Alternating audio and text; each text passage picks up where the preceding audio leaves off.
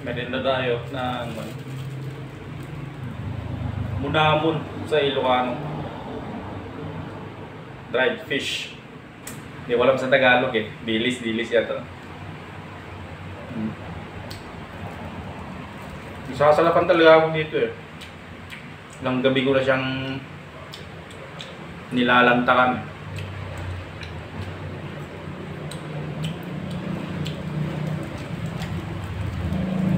Sarap.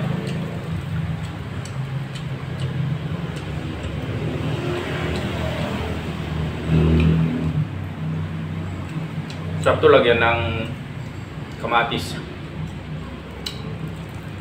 Lalo sa umaga. Naalala ko nung sa bukid pa kami. Nung elementary days. Ito nuulam namin sa bukid. Tanghali. Siyempre, maaga kami pumupunta nun sa bukid. And then, baw na kami ni Nanang. Mga ganito ba? Tapos, sinangag na kanin. Samahan mo ng black coffee. Yung kape ba talaga sa probinsya? Yung asukal lang tsaka kape. Wala pang mga 3-in-1 yata noon eh. Although meron pero mas ganun yung ginagamit namin, yung mga classic na asukal tsaka kape lang.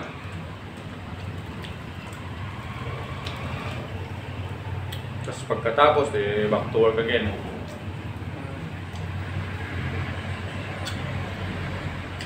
Kasi maaga kami pumunta noon sa bukid para mag-ani ba pagkapas sa Ilocano.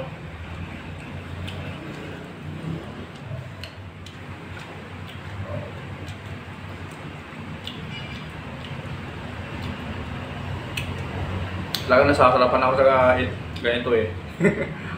Sarap.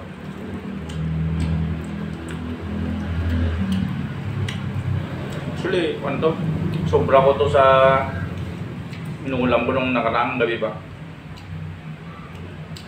Higyan ko siya ng kamatis. Medyo marami kasi ito. Hindi ko naubos. Gabi-gabi nilalantakan ko. Yun. Ngayon ubuhin ko na.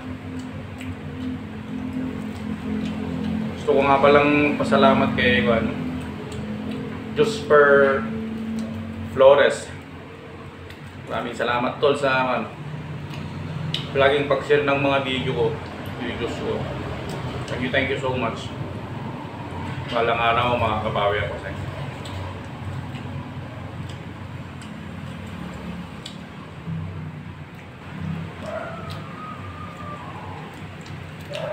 Hindi siya ganong maalat kasi pag sausaw mo sa sopa to, panalo.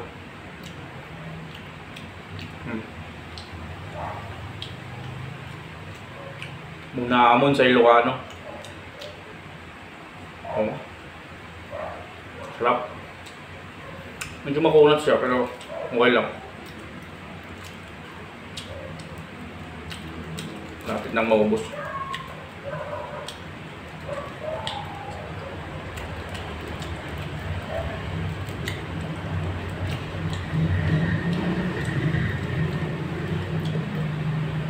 May kakain ulit ako ng dinner naman.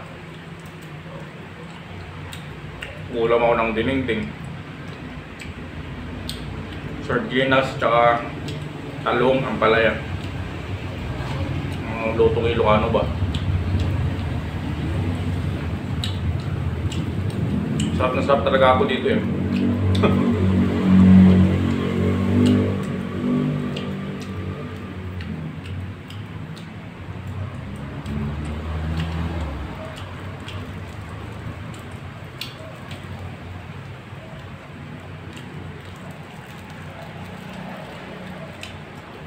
So, kumain na rin kayo kasi anong oras na?